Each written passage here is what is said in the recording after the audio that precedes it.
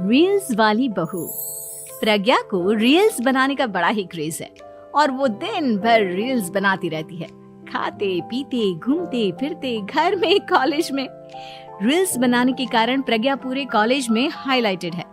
जहां उसकी रील्स सभी को पसंद आते हैं, वहीं मनीषा चिंता में डूबी रहती है। एक रोज जब खाते हुए प्रज्ञा रील्स बना रही होती है, तब मनीषा कहती है, 1 मिनट भी चैन नहीं है इस लड़की को।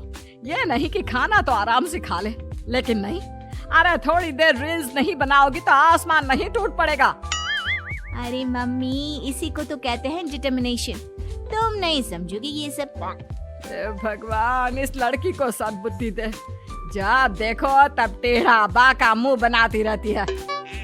मनीषा की बात का प्रज्ञा पर जरा भी असर नहीं होता और वो खाते खाते रील्स बनाती रहती है। दिन बीतने लगते हैं और देखते देखते प्रज्ञा का कॉलेज भी खत्म हो जाता है। आए दिन कोई ना कोई मनीषा को प्रज्ञा की शादी करवाने का सुझाव दे जाता है। सब ठीक ही कहते हैं, प्रज्ञा की शादी कर देनी चाहिए। अपने घर के काम काज में व्यस्त हो जाएगी तो खुद ही ये रील्स और नाच गाना बंद हो जाएगा। मनीषा और प्रेम प्रज्ञा के लिए एक अच्छा लड़का ढूंढने लगते हैं और तभी विकी का रिश्ता प्रज्ञा के लिए आता है, जिसने प्रज्ञा को उसकी रील्स देखकर पसंद कर लिया था। अगले दिन विकी अपने माता पिता के साथ प्रज्ञा के घर पहुंच जाता है और प्रज्ञा साड़ी पहने हाथों में चाय की ट्रे लिए उनके सामने आती है। जब विकी को पसंद है तो हमें भी बहू पसंद है। बहन जी, आप बारात की तैयारी कीजिए। एक बार लड़का लड़की अकेले में बात कर ले तो अच्छा रहेगा। हाँ हाँ, क्यों नहीं।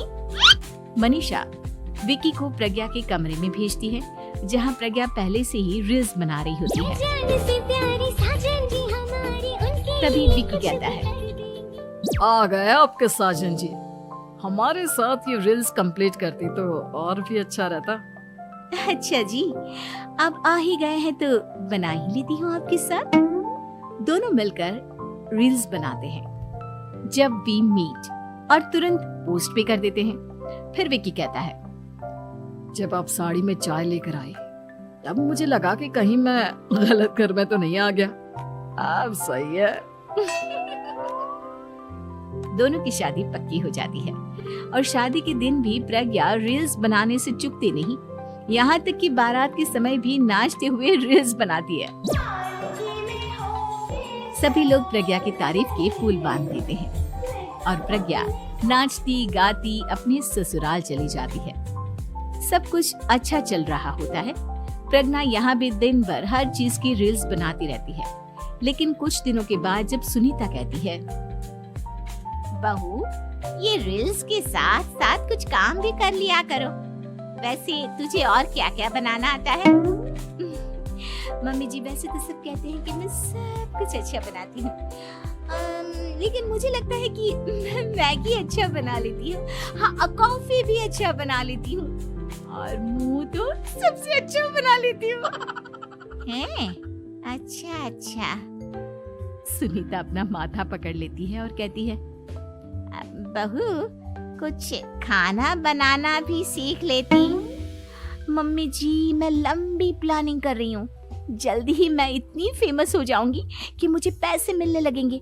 हम दोनों सास बहू राज करेंगे, राज नौकर काम करेंगे और लोगों की तो लाइन लगेगी हमसे मिलने के लिए। तेरा दिमाग खराब हो गया है क्या बहू? हंसी मजाक तक ठीक है, लेकिन इस तरह घर नहीं चलते। जितना जल्दी हो इस घर के तौर तरीकों को सीख लो। प्रज्ञा मुंह घुमाकर चली जाती है और तुरंत उसी वक्त एक रील बनाती है। ये देख सुनीता का गुस्सा 7वें आसमान पर चला जाता है और विकी के घर आती ही सुनीता उसे सब कुछ बताती है। विकी भी अब प्रज्ञा की इन हरकतों से परेशान हो जाता है। तुम टेंशन मत लो मम्मा, मैं देख लूंगा। विकी कमरे में जाता है तो देखता है कि प्रज्ञा रील्स बना रही है। विकी बड़े ही प्यार से प्रज्ञा से कहता है, प्रज्ञा, इन सब के लिए मैं तुम्हें मना नहीं कर रहा हूँ, लेकिन फिर भी हर वक्त तो ये अच्छा नहीं लगता ना। समझने की कोशिश करो, मुझे भी तुम्हारा थोड़ा वक्त चाहिए। मैं जब ऑफिस से आता हूँ तो मुझे समय देने की जगह इसी में लगी रहती है। तुम ज्यादा ही सोच रहे हो। तुम भी मेरे साथ रील्स बनाओ ना, तुम्हें भी बहुत अच्छा लगेगा। तुम्हें इज्जत से कोई बात समझ में नहीं आती क्या? दिमाग खराब हो गया है तुम्हारा इस चकाचौंध से। अगर तुमने अपना रवैया नहीं बदला तो मैं तुमसे दूर चला जाऊंगा। तुम ही रिश्ता लेकर आए थे, मुझे लड़कों की कमी नहीं थी और ना आज है। विकी दरवाजा पटक कर चला जाता है। धीरे धीरे विकी प्रज्ञा से दूर होता जाता है। एक रोज मनीषा प्रज्ञा के ससुराल उससे मिलने जाती है। तब सुनीता उससे कहती है, बहन जी, अब आई हैं तो कुछ दिन यहाँ रहकर जाइएगा, आप ही का घर है। हाँ मम्मी, बहुत दिन हो गए तुम्हारे साथ एक भी रील नहीं बनाई मैंने। प्रज्ञा तुरंत अपने फोन में रील्स ऑन कर लेती है। ये सब मुझसे नहीं होता। तेरा ये भूत अभी तक नहीं उतरा क्या? बहन जी, आप कुछ कहती नहीं क्या इसे? जब आप ही कुछ नहीं कर पाई तो मैं कर ही क्या सकती हूँ। सास तो वैसी ही बदनाम है। शाम को घर की लाइट चली जाती है और मनीषा प्रज्ञा से कहती है, मेरे घुटनों में बहुत दर्द हो रहा है, तू लाइट का कुछ इंतजाम करना बेटा। अच्छा, कैंडल जला देती हूँ मम्मा। प्रज्ञा गाते हुए कैंडल जलाती है और खिड़की के पर्दे के पास रख देती है। मनीषा, जिसे बहुत दर्द हो रहा है, वो सो जाती है और प्रज्ञा हमेशा की तरह अपने रील्स में लग जाती है। उधर कैंडल की वजह से पर्दा आग पकड़ लेता है और मनीषा के कमरे में आग लग जाती है। बचाओ, कोई है, बचाओ। सभी भागते हैं और विकी कमरे की आग बुझाने में लग जाता है, लेकिन तब तक मनीषा आधी जल चुकी थी। मनीषा की हालत देख प्रज्ञा रोने लगती है। विकी मनीषा को तुरंत हॉस्पिटल ले जाता है और उसे एडमिट कराता है। विकी प्रज्ञा से कहता है, देख लिया ना, तुम्हारे इस नाच गाने की वजह से आज तुम्हारी माँ की जान जाते जाते रह गई। अब पता नहीं तुम और क्या चाहती हो।